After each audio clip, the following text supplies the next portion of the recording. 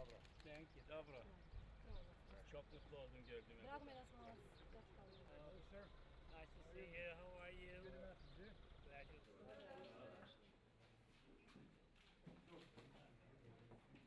Šaf nerede? Izgrađena i to je nešto što ćemo danas kuda ćemo prošetati i što ćete vidjeti i sami svojim okom koji će biti uglavnom ostavljen za retail i za i naravno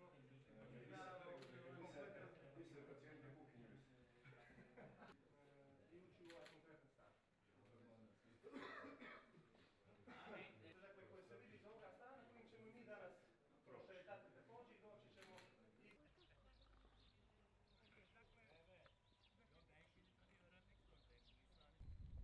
po zgradi. Dakle, kompletan ovaj dio donjeg je ima otprilike şeyler var.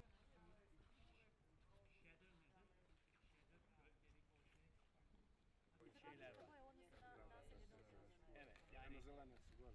evet, evet. Orada da göreceğim. Orada da green var, blue var burada. čovjek kad bi krenulo gore, to je malo lakši dio vidjeti.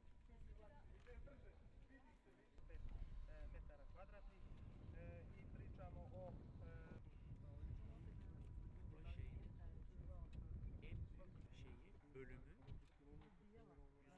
142 milyonlu otel.